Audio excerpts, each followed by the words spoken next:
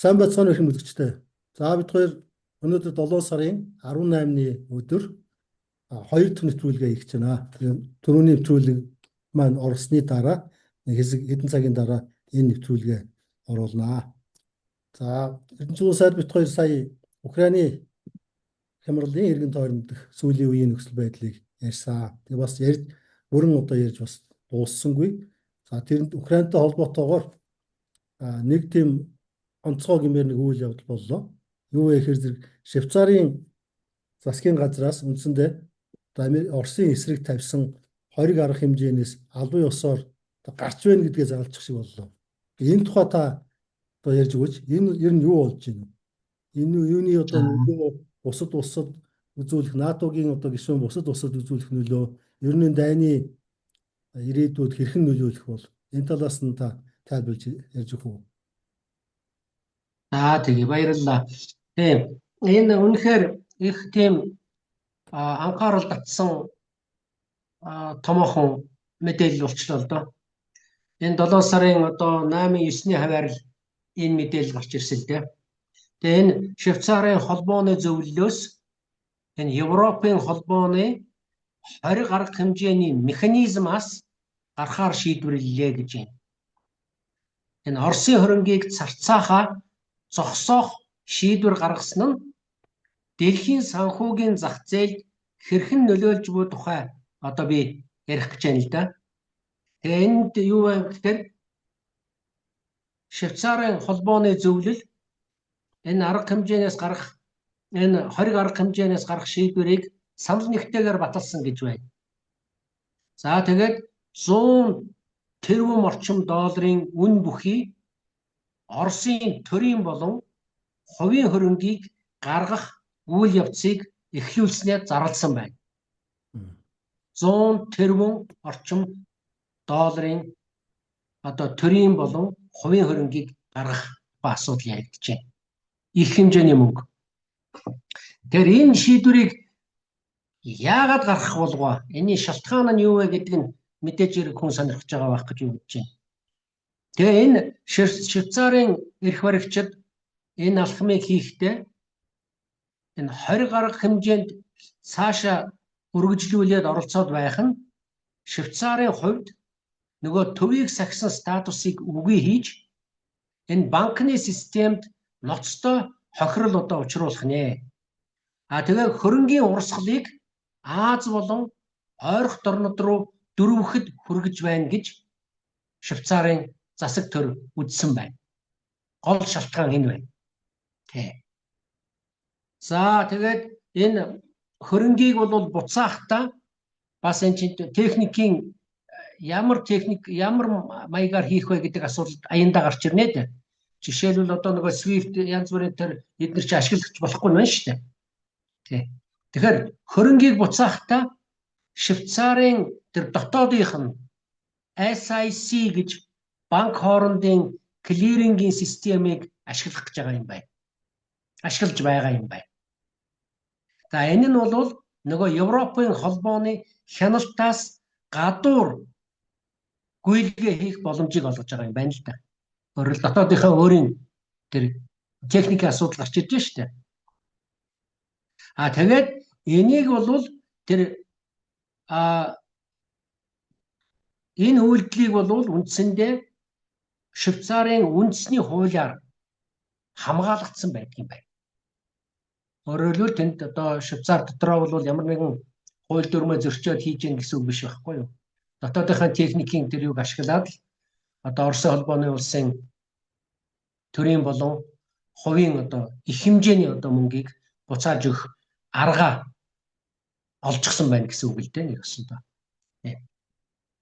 За тэгээд энэ мэдгэдлийн дараа Швейцарын франк огцом чангарсан гэж байна.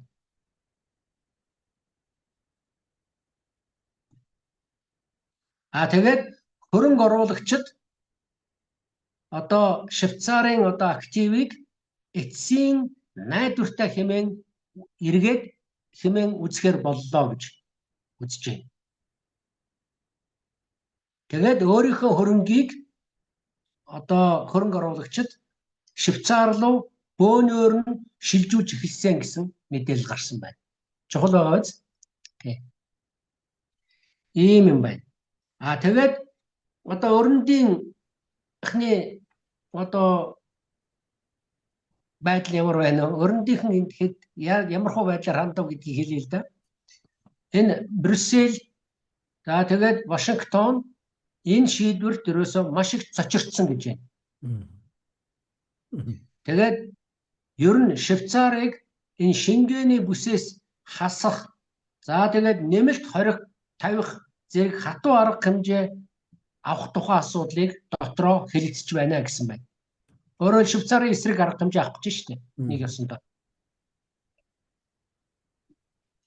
Хэрвээ ийм юм хийлээ гэхэд эдийн засагчдын үзэж байгаагаар энэ нь барууны санхүүгийн системийг сүрэлд хүргэж болзошгүйг анхааруулж байна. Швейцарчин бол одоо нэг ёсондоо дэлхийн банк шүү дээ. Хамгийн одоо том банкын систем, хамгийн найдвартай систем гэж олон 10 жилийн туршид одоо ийм нэр хүндтэй банктай улс учраас одоо ийм арга хэмжээ авахаас өөр аргагүй байдалд орж штэ. Швейцарын өөрсдийнх нь эрх ашигт энэ 20 арга хэмжээ чинь эрх ашигт нь одоо ноцтой муугар нөлөөлж эхэлж байна гэдгийг л харуулж байна.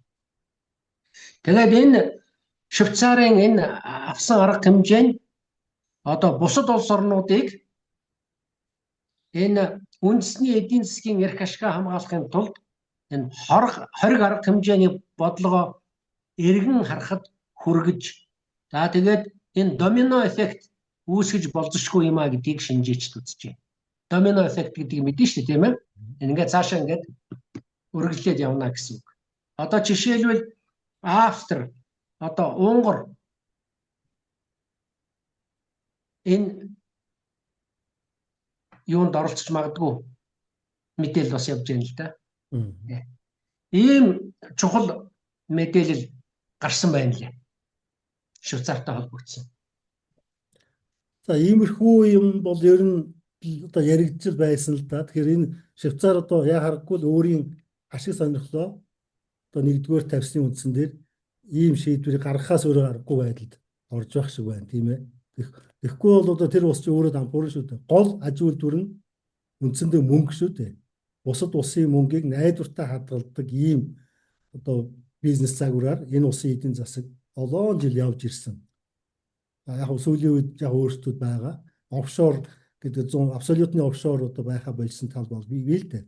Одоо мэдээллийг одоо засгийн газруудад бас энэ шаардлага, засгийн газруудын шаардлагаар бас мэдээлэл өгдөг энэ төр болж байгаа юм. Гэхдээ энэ бол маш ноцтой мэдээ юм аа. За энэ бол маш онцгой мэдээ юм. Тэгээд цаашаа тэр бусад улсуудад хэрхэн яаж нөлөөлөх нь гэдгийг одоо анхааралтай ажиллах хэрэгтэй. За тэрнээс гадна бас нэг одоо онцгойлж ярих ёстой нэг сэдв байгаа гэж бодож байна. За тэр юу гэхээр НАТО-гийн одоо юуны өмнө баха гэж би бодож байна. Песковын ярилцлага өгсөн. НАТО-гийн дээд хэмжээний уулзалтын өмнөхөн. За тэрэндээ ерөөсөө цэргийн тусгай ажиллагаа маань үндсэндээ тусгай ажиллагаа биш, үндсэндээ бүрэн хэмжээний дайны хэлбэр рүү шилжлээ. Тийм байдлаар орж ийна гэж. Тэгээд НАТО-гийн энэ дайнд шууд оролцож байгаа НАТО-гийн тэр орнуудын үйлдвэр, дрон үйлдвэрлэж байгаа, дроны ханган нийлүүлж байгаа тэр улсууд бол одоо манай энэ цэргийн тусгай ажиллагааны шууд бай болно гэх маягийн одоо мэдгцээ. За энэ чинь үгэлж хэрэг НАТО-то бид ер нь одоо баг шууд өссөн хүсээгүй ингээд дай эхлүүлчлээ. Тэгээ цаашдаа баг тэр дроны үйлдвэрүүдийг одоо шууд бай болгосон, онилсон ийм цохилтуудыг өгч магадгүй их маягийн санааг илэрхийлж шиг болсон. Та энэ тухай одоо юу гэж үзэж байна? За баярлалаа. Их чухал сэдв хөндлөө. Үнэхээр Песковын энэ мэдээлэл бол их чухал. Цаанаа бол одоо ерөнхийлөгч Путин тэгээ Оросын холбооны улсын засгийн газрын байр суурийг л үндсэндээ илэрхийлэл гаргаад ирлээ л дээ. Нэлээд том чухал ярилцлага болсон байна лээ.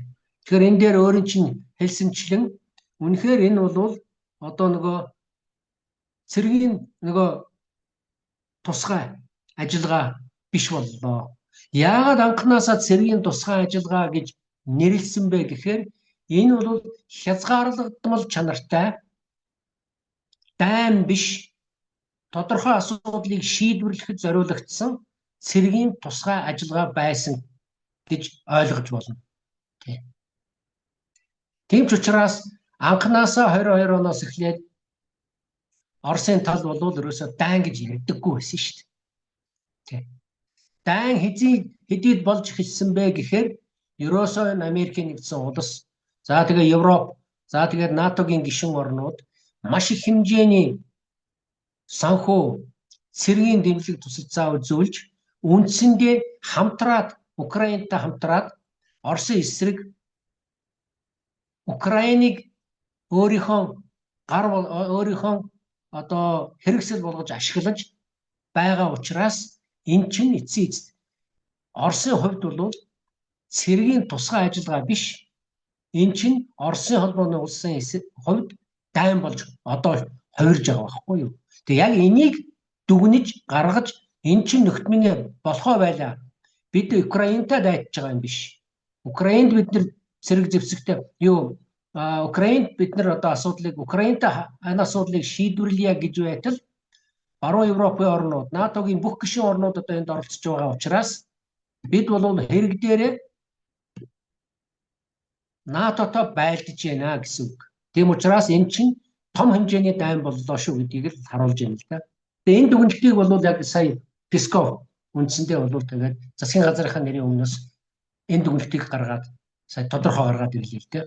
Тэгээ энийг бол мэдээж хэрэг сая чиний хэлсэнчлэн энэ мэдээллийг яагаад ингэж гаргаж ирвэ гэхээр эн чинь яг 7 сарын 7-8-нд болсон Анкарад НАТОгийн дэд хэмжээний хуралд зориулж бараг хийсэн болов гэж одоо ойлгогдож байна. Тэгэхээр энэ бол их чухал юу болсон доо мэдээлэл болсон доо энэ ярилцлага. Тийм учраас энийг бүр жичгүүр ингэж авч хэлэлцэх зүйтэй байх гэж бодож байна. Яагаад гэвэл энэ Песковын одоо ярилцлагыг бас хүмүүс маш их нарийн шинжилсэн байна лээ. Тухайлбал одоо хятадын шинжээч одоо маш их одоо YouTube юу гэднээр ярьж байна. Цэн Сюцин гэж хүн байна. Тэгээд энэ хүн бол одоо маш их тодорхой дүгнэлт бүхий мэдээллүүд Песковын ярилцлагатай холбогдуулж ус гаргаж байгаа юм байна лээ. Тэгээд энд ингэсэн байна. Ер нь Песков сая одоо энэ дайны нөхцөл байдлыг ерөөсөө ердийн цэргийн тусгай ажиллагаа гэж үзэх боломжгүй болчихлоо гэдгийг сая онцолж хэллээ. За. Хаяаны цаад учир нь юунтай холбоотой гэхээр Орос нь зөвхөн Украины айрамтай биш. Харин НАТОгийн гишүүн орнуудын үзүүлж байгаа цэргийн болон технологийн цогц дэмжлэгтэй сөргөлдөж байна гэж дүгнэлт хийсэн байна. Өөрөөр хэлбэл цэргийн тусгай ажиллагаа гэдэг томьёолол хууль зүйн үүднээс таархаа боллоо гэдгийг хэлж штэ. За мөргөлдөөн нь бол одоо технологийн болон системийн шин чанартай болж хувирч байна. Энэ мөргөлдөөн. Өөрөөр хэлбэл энэ мөргөлдөөн шинэ үе шат руу шилжиж байна гэж хэлж байна. За энэ чинь технологийн болон стратегийн энэ бодит байдлыг одоо заавал тусгахгүй бол болохгүй боллоо. Тэгм учраас цэргийн үйл ажиллагааны анхны нэр томьёо тэр параметрууд нь өөрчлөгдлөө гэдгийг үндсэндээ бол томьёолоо гаргачлаа шүү дээ. За тэгээд технологийн одоо энэ маш их хурдцтай дэвшил нь энэ дайны шин чанарыг хот суурин газар руу чиглэсэн тулаанаас илүүтэйгээр технологийн өрсөлдөөн рүү шилжүүлж байгааг онцолсон байна. Энэ бас их чухал дүгнэлтүүд энэ. За тодруулах юм бол энэ фронтын шугам дээрх үйл явдлаас илүү алсын зайны захирт, нисгэгчгүй онгоцны технологи, хиймэл дагуулын тагнуул, радио электрон тэмцэл болон өндөр наривчлалтай зэвсэг голлох үүрэг гүйцэтгэх болсон байна гэж одоо дүгнж гаргаж ирж байна. Өөрөөр хэлбэл одоо нөгөө жирийн одоо нэг дайны үйл ажиллагаанаас шал өөр үе шат руу орчлоо шүү дээ. Нэг ёсондоо технологийн дайн болж байна гэдгийг тэмдэглэж гаргаж ирж байна. За тэгээд энэ өөрчлөлтүүдийн чинь гол хүчин зүйлүүд юу юм бэ гэхээр жишээлбэл логистикийн ач холбогдлын тухай ярьж байна. Жишээ нь одоо орчин үеийн дайн нь зөвхөн хотыг эзлэн авах төдийлөн биш. Харин тээврийн маршрут, төмөр замын зангилаа, гүүр, байлдааны хэрэгслийн агуулга, хангамжийн төвүүдийг онилохыг эрмэлзэх болсон гэж байна. Одоо шинэ дайн, одоо нэг ёсондоо шинэ дайн бий болчихлоо шүү дээ. Технологийн дайн. За энэ сөрөг талын логистикийг технологийн тусламжтайгаар тасалснаар энэ өргөн цар хүрээтэй, зардал өндөртэй фронтын дайралт хийх шаардлагагүйгээр эсрэг талын хамгаалалтыг аажмаар сулруулах боломж бүрдэж байна гэсэн ийм дүгнэлт гарч ирж байна. Их чухал дүгнэлт байгаа биз дээ. За тэгээд энэ нисгэгчгүй одоо онгоцны үр ашиг энэ дронуудын тухай. Энэ герань зэрэг орчин үеийн энэ нисгэгчгүй онгоцууд нь энэ уламжлалт далавчид пуужинтай харьцуулахад харьцуулашгүй хямд төсөр зэвсэг. Тэгээд агаарын довтлогооноос хамгаалах системд маш их хэмжээний дарамт учруулж эсрэг талыг өндөр өртөгтэй пуужингаар хариу барихад хүргэдэг гэж байна шүү дээ. Өөрөөр хэлбэл одоо Patriot пуужин ямар үнэтэй вэ? Дрон ямар үнэтэй вэ гэд яхаар шиг ингээд тэмээ ямаа хоёр шиг ялгаатай болж байгаа үстэй. Хэдэн сая доллараар Patriot пуужин яригддаг болов.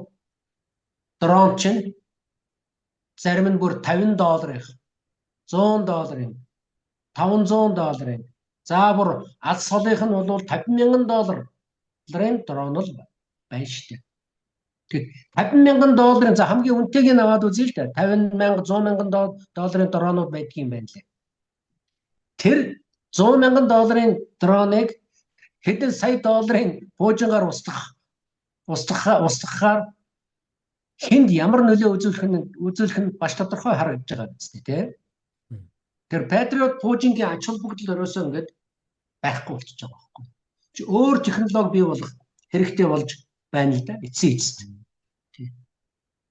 Хэрвээ одоо жишээлбэл том баллистик пуужингуудыг одоо олон 50-100 сая долларын үнэтэй пуужингуудыг одоо Patriot-оор устгах асуудал бол нэг асуудал. Тэр бол одоо боломжийн асуудал. Гэтэл $50,000 пуужинг хэдэн сая долларын пуужингаар устгаж байвал тэр чинь бол эдийн засгийн хувьд ч гэсэн тэр дайдж байгаа улс оронд бол маш хэмжээний одоо хүндрэл учруулж байна гэдгийг л тодорхой харуулж байна л да. Тэгэхээр энэ шин дайн чинь ийм шин зүйлүүдийг одоо нэвтрүүлж оруулж ирж байна шүү гэдгийг бол харуулж байна л да. За тэгээд энэ уучлаарай. Тэгээд энэ дайны үр дүн нь энэ зөвхөн фронтын шугам дээр биш. Харин шинжлэх ухааны лаборатори баталгаа хамгаалах салбарын аж үйлдвэрийн хүчин чадал дээр суурилж байна гэж одоо үзэж байна. Тэгээд энэ нөгөө Оросын холбооны улс энэ Европ дахь аюулгүй байдлын шин тогтолцоог бий болгох шаардлагатай гэж ярьж байна. Энэ тухай ер нь бол Евразийн аюулгүй байдлын асуудлыг одоо чи бид хоёр бас нэг ус удаа ярьж ирсэн. За ер нь бол одоо энэ Европод энэ тогтолцоо байхгүй болсон. Хельсинкийн баримт бичгийн ач холбогдол байхгүй болсон. Ийм үед бол одоо шинээр одоо аюулгүй байдлын шинэ тогтолцоог одоо бий болгоё гэсэн энэ шаардлага бий болчиход байна шүү гэдгийг Оросын холбооны улс засгийн газар нь бол нэг бус удаа энэ асуудлыг ярьж байна. Тэгэхээр энэ дээр бол одоо явандаа бол асуудал энэ дээр тулгарч ирээд тэгээд Хельсинкийн адил бас нэг баримт бичигт гарын үсэг зурх шаардлага аяндаа гарч ирнэ гэдэг нь бол ойлгомжтой болж гарч ирж байна л да. За юу дронтой холбоотой нэг Песков дурдсан байлаа. Тэгэхээр тэр шинэ дайны одоо шинэ технологи. Тэгэхээр яг дайн болоод 4-5 жил болж байгаа хугацаанд үндсэндээ цоо шинэ шатанд гараад технологийн дайн гэдэг ийм руу одоо хойш орж ийн л да. Тэр сүүлийн үед одоо Украины зүгээс Орос руу харваад байгаа тэр дронууд нь болохоор үндсэндээ багаахан оврын онгоцрохуу юм байлээ. За тэгээд их хол одоо нисэх чадвартай. Бараг 2000 км, 2500 км орчим холоос нисээд Оросын гүн рүү орж байгаа. За тэгэхээр шатхуун бензин одоо хангалттай тээвлэх одоо нөөцлөх ёстой. Тэгэхээр зэрэг бензин хамаг одоо ямыг нь ачааг нь эзэлчихэж байгаа юм. А тэгэхээр нөгөө хамгийн гол нөгөө тесрэх дэлбэрэх бодис нь багаахан хэмжээтэй болж харагддаг. За тийм учраас энэ дороо дайны одоо хөв заяаг өөрчлөхүүц тийм томоохон нөлөө үзүүлэх чадваргүй гэдэг. За орон сууц иргэний байгууламжуудыг одоо гэмтээгээд хүмүүсийн сэтгэл санааг өмүүлэх тийм нөлөө үзүүлж болно. За тэрнээс гадна одоо бензин тосны шатхууны одоо агуулгуудыг онилсон ийм цогцолтууд хийхлээр тэнд бол томоохон хохирлууд гарна. За энэ талаар бол Путин ерөнхийлөгч өөрөө хүлээн зөвшөөрсөн шүү дээ. Тодорхой хэмжээний хохирол гарч байгаа. Гэхдээ энэ нь манай улсын эдийн засгийг одоо юугүй хүнд байдалд оруулахар хэмжээнд байхгүй. Тодорхой хугацааны дараа сэргээх боломжтой. За тэр ирж байгаа дроныг бол хамгаалах одоо систем бол манад бий болчихсон. Технологи нь бэлэн байгаа. Гагцгүй тэрнийг их хэмжээгээр үйлдвэрлэх тал дээр яарвчлах шаардлагатай байгаа гэж ингэж хэлсэн. За тэрнээс гадна бас нэг асуулт асууя. Песковын ярилцлага дотор дайны фронтын талаар одоо стратегийн цэгүүдийн талаар бас дурдсан байх шиг байна лээ. Жишээлбэл Покровск, Славянскийн ач холбогдол гээд тэр тухай та тайлбарлах уу?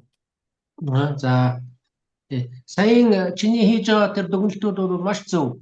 Тэр ер нь бол одоо дроноор бол дайныг ялна гэсэн боломж байхгүй л дээ. Дроноор бол дайныг одоо өөр тийш нь эргүүлж дайнд ялна гэсэн асуудал байх боломжч байхгүй. Тэгвэл мэдээж хэрэг ихээхэн хэмжээний хохирол учруулна. Тэгээд стратегийн том одоо байгууламжуудыг устгаснараа бол арын албын сулруулах тийм юутай боломжтой гэдгийг анхаарах хэрэгтэй л дээ. Зүйтэй. Тэр саяхан чиний хэлсэнчлэн тэр Песков тэр Покровск, Славянскийн талаар ярьсан байна лээ. Тэгээ энэ дээр бол ерөөсөө энэ логистик Славянск орчмын тэр Покровск, Славянск орчмын тэр логистикийн төвүүд мөн тэр тээврийн харилцааг хянах нь тэр Донбасс дахь нөхцөл байдлын хувьд бол стратегийн чухал ажил бүгдтэйг онцлон тэмдэглэсэн байна лээ. Энэ бүс нутганд тэр зүүн зүгт байрлах Украины цэргийн бүлэглэлийг одоо хангадаг авто болон төмөр замын гол маршрутуудын зангилаа байгаа учраас маш их чухал юм байна. Тийм учраас энэ районд хяналтаа тогтоох нь энэ Донбасс дахь мөргөлдөөний хувьд бол тактикийн болон стратегийн ач холбогдолтой гэж дүгнж үзэж байгаа юм байна лээ. За Славянск орчмын бүсийг бол Донбасс дахь бүх ажиллагааны хамгийн чухал зорилтуудын нэг гэж тодорхойлсон юм байна. Тэгээ шинжээчдийн үзэж байгаагаар энэ нөхцөл байдал хэрвээ өөрчлөгдөх юм бол зэрэгэлдэх хэд хэдэн чиглэлд нэгэн зэрэг нөлөөлж болзошгүй юм аа гэж үзэж байгаа юм байна лээ. Энэ дээр би нэг тайлбар хийчихъя л да. Энэ Покровск, Славянск хотуудын стратегийн очил бүгд нь юунд байна гэдэг. Сая би товчхон хэлчихлээ. За эдгээр хотууд нь бол энэ Украины зүүн хэсэг дэх тэр Донецк мужийн батлан хамгаалах систем болон эдийн засгийн хамгийн чухал тулгуур цэгүүд юм байна. Тэгээ хотын тус бүрийн стратегийн гол ач холбогдлыг жишээлбэл дараах байдлаар хувааж үзэж болно л доо.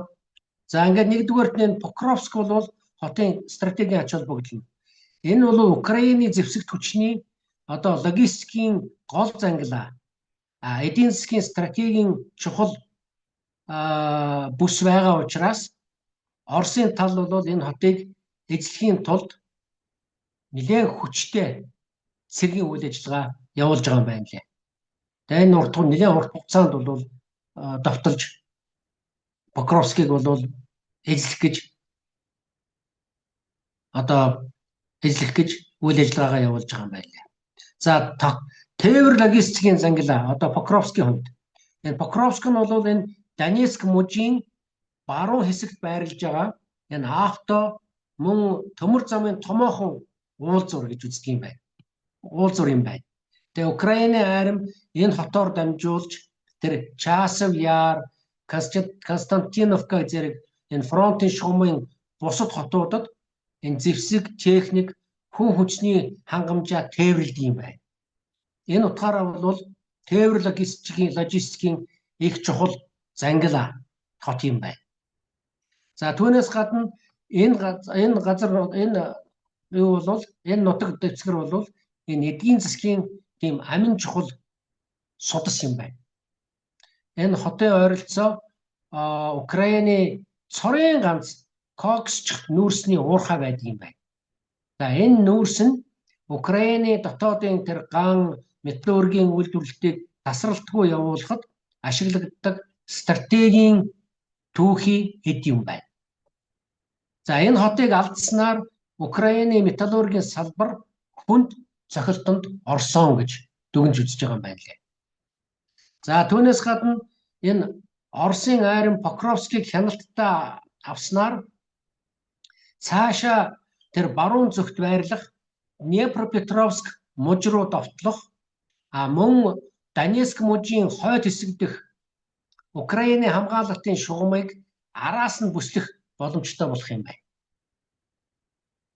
За Славянскийн хувьд гэж ярих юм бол одоо ач холбогдлын стратегийн ач холбогдлыг ярих юм бол энэ нь бол энэ хөрш тэр Краматорск хотын хамт Украины тэр Донбасс дахь хамгийн том, хамгийн сүүлчийн бэхжүүлсэн хамгаалалтын бүс юм байна. Хамгаалалтын бүс юм байна. Тэгээд Славянск нь бол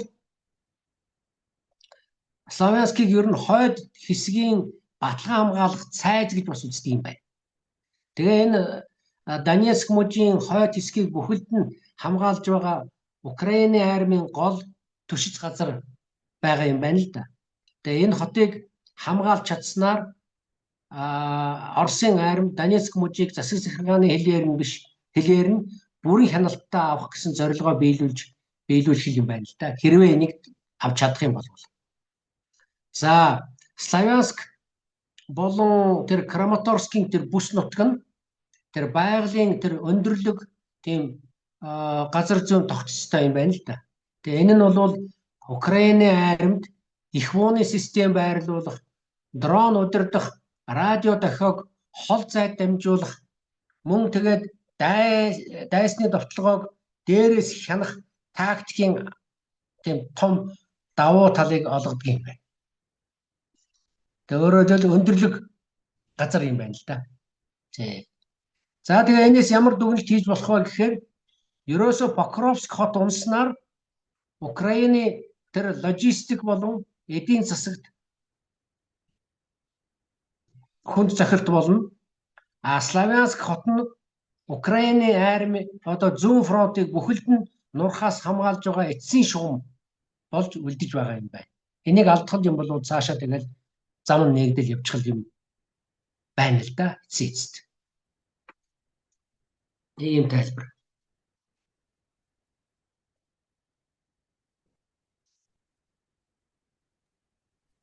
За уучлаарай. Юу ер нь тэгээ фронт дээр чухам юу болж байна вэ гэхээр зэрэг Оросын тал ялд байгуулж байгаа гэж одоо мэрэгчлэнүүд, нэр бүхий мэрэгчлэнүүд, зэрэг стратегийн мэрэгчлэнүүд үзсээр байгаа. За ялангуяа одоо он гарсаар 26 он гарсаар Оросын зэвсэгтүүчний давшилт бол тодорхой хэмжээнд удаашрсан гэдэг байна. Гэхдээ сүүлийн үед бол тэр Украиний дроны эсрэг цохилтуудаас болоод ер нь одоо Оросын цохилтууд ширүүсэж байна. Дайралт бол ширүүсэж байна. За тэр хэмжээгээр ахиц дэвшил нь бол хурдсаж байна гэж ингэж ажиглаж байгаа. Ер нь бол фронт дээр Оросын тал давуу та хэвээрээ ялд байгуулсаар байна гэж байна. Сүүлийн үед энэ он гарсаар одоо болсон сүүлийн 1-2 сарын дотор болсон томоохон өөрчлөлт бол мөнөөх нь дрон. Тэгээ дронтой холбоотой зүйлийг бол өнөөдөр нэлээд ярьлаа. За энэ бол ингээд цаашаа явах нэ. Тэгээ үргэлжлүүлэн хэдүүлээ ажиглах хэрэгтэй. За ер нь энэ Украиний хямралтлын хувь заяаг одоо өөрчлөхөд, шийдвэрлэхэд Америкийн нэгдсэн улсын нөлөө бол асар чухлаа. За хэн Трамп гарч ирээд чанарын одоо томоохон өөрчлөлтийг гаргасан. Тийм ээ. Ер нь үндсэндээ тусламжаа бол зогсоосон. За Европын асуудлаа өөрсдөө шийд. Та нар үнэхээр л одоо Украинд туслах гэж байгаа бол манайхаас зэвсэг худалдаж аваа гэдэг тийм хэдэрхий одоо прагматик тийм шийдвэр гаргасан. Гэхдээ энэ нь бол Оросын зүгээс харахад Трампын Байдентай харьцуулахад бол хамаагүй одоо нааштай тийм шийдвэр гаргасан гэж хэлж болно. Тэгээ одоо сүүлийн үед ер нь Америкийн байр суурь нь ямар хөө байна вэ? Ер нь бол жоохон өөрчлөгдөөл ингээл яваад байгаа маягтай байгаа шүү дээ. Тэг зөв яриа байхгүй. Трамп бол яг хоо гарч ирснээс хойш бол ерөөсөө л дайныг зогсооно л гэж ярьж байсан. Тэгээд чивэтэр бас нэг бусудаа ярьж байсан, их тодорхой ярьж байсан. Тэр Аляскад Анкориджд тийм харилцсан тийм ойлголцод хүрсэн байсан. Хэдийгээр одоо гэрээ хэлцэн дээр гарын үсэг зураагүй ч гэсэн ойлголцод хүрсэн байсан. Тэр нь бол ерөөсөө энэ дайныг зогсоож болно. Хамгийн гол нь хоорондоо ярьж агаад ямар байдлаар яаж шийдвэрлэх үү гэдгийг тохироод тэгээд Украиныг бол одоо Украиний хувьд бол жишээл Америкийн нэгдсэн улс Украинд тодорхой хэмжээний нөлөөлөл үзүүлээд тэгээд энгийн гэрээ байгуулах чиглэл рүү явъя гэж хэлсэн. Энэ үйл явц тэр Анкориджийн үйл явц бол үндсэндээ байхгүй болсон сая. Энийг бол Оросын тал бас албан ёсоор хүлээн зөвшөөрөхөөс өөрөөсөө хүлээн зөвшөөрөхөөс өөр аргагүй байдалд бас Оросныг тэмдэглэх хэрэгтэй.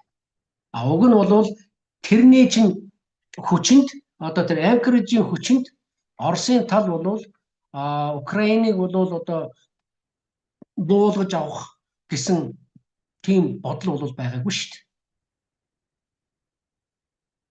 Тэгэхдээ одоо байдал яаж өөрчлөгдөж байна вэ гэхээр нэгэн тийм ойлголт байхгүй болсон. Нэгдүгээр. Хоёрдугаарт Украин их хэмжээний одоо дроны Путингийн цохилтыг Оросын эсрэг одоо үзүүлж байгаа учраас Орос хариу арга хэмжээ авахаас өөр аргагүй байдалд орсон. Тэгээд 7 сарын эхнээс ахуулаад маш их хүчтэй цохилтууд өгөөд эхэлчихсэн. Энэ ч одоо бараг өдөр болгон энэ цохилтууд бол үргэлж ирсээр байж. Нэг ёсондоо энэ чинь түрүүн чивээр ярьдаг нөгөө цэргийн тусгай ажиллагаа биш. Энэ чинь том хэмжээний одоо Европын бүсийн том дайн болж одоо хувирж байна гэдэг дүгнэлтийг чивээр саяхан хийсэн. Энэ том дүгнэлтийг бол бас одоо мэрэгжилтнүүд гадаадын Америкийн, Европын том одоо бие даасан мэрэгчлүүд бүгдээр энэ дүгнэлтийг бол адилхан хийж байна. Энэ чинь явандаа ингээд үргэлжлээд явах юм бол энэ чинь дэлхийн 3 дугаар дайнд өдөөж магадгүй шүү гэсэн одоо таамаглалыг дэвшүүлж байна. Анхаарлыг бас энэ асуудалд бол хандуулж байна л да. Аргач байхгүй баг. Тэгэхээр одоо Анугийн байр суурь бол харамсалтай Трампыг би түрүүн чи олон удаа ярьж байсан да.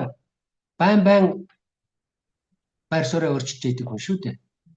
Ер нь бол энэ хүнийг бол таамаглахад их хэцүү.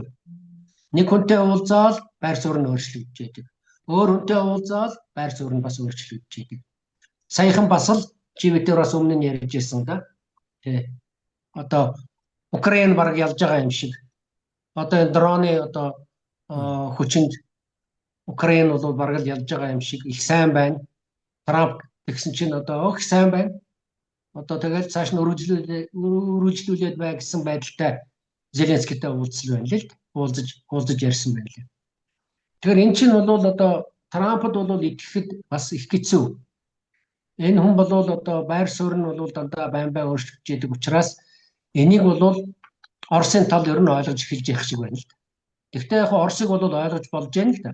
Бид нар чинь аль болохоор энэ асуудлыг одоо тохирол багтай энэ дайныг түргэн дуусгах гэсэн ийм л юутай явж байгаа шүү дээ. Тэгэхдээ энийг бол ямар ч аргаар байгаа дайныг дуусгаж л байвал боллоо гэсэн эд биш шүү дээ. Оросын талын тавьсан шаардлага ч бол маш тодорхой шүү дээ. Энэ тухай чивэтээр бол маш их олон удаа ярьж байгаа. Эцсийн эцэст Оросын холбооны улсын аюулгүй байдал занлхийлдэггүй бүсэл бий болох ёстой.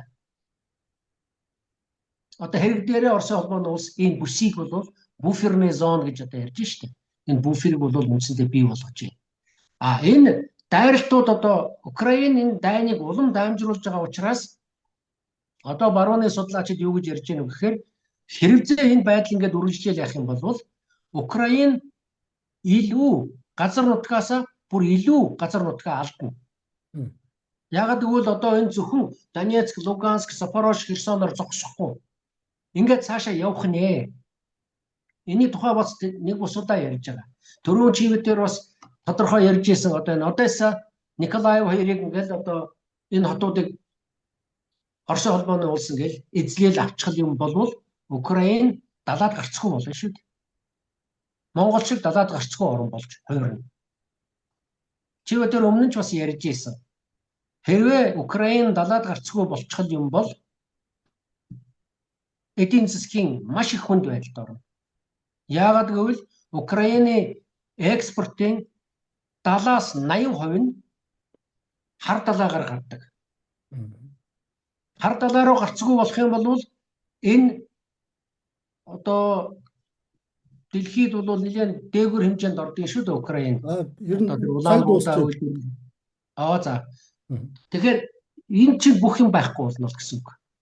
За тэгээд яг хоо Трамп бол одоо тэгэл яг хоо ямар ч л байсан Европод хариуцлага та нар хүлээ. Хэрвээ одоо Украиныг дэмжийг бол та нар өөрсдөө дэмж. Бид бол ерөөсөө эний чинь яг хоо та нарын ард байна, дэмждгээрээ дэмжин. Гэхдээ мөнгө зэвсгээр шууд мөнчгүй гэдгийг бол үндэстэй хэлсэн. Ийм л байдалтай одоо байж байгаа. Тэгэхээр бол ерөөсөө байдал бол яг ийм байна. Цаашдаа бол одоо яаж хэрхэн энэ байдал өөрчлөгдөх юм гэдэг нь бол цаашдаа үйл явцаас бол тодорхой болно байхаа гэж харагдаж байна. За баярлалаа. Америкийн байр суурь бол өөрчлөгдөж байгаа л да. Ялангуяа Рубио одоо тэргийн сайдын хэлж байгаа үг энэ төр бол Оросын эсрэг маягтаал одоо хэдэн удаа тийм мэдээлэл хийн лээ. За ингээд үйл явдал цаашаа өрнөсөөр байна. Тэгээд бид ажилдаа үргэлжлүүлэх болно. За үүгээр өнөөдрийнхөө нэвтрүүлгийг өндөрлөё. Эрдэнэчүүд улсад баярлалаа. Баярлалаа. Баярлалаа.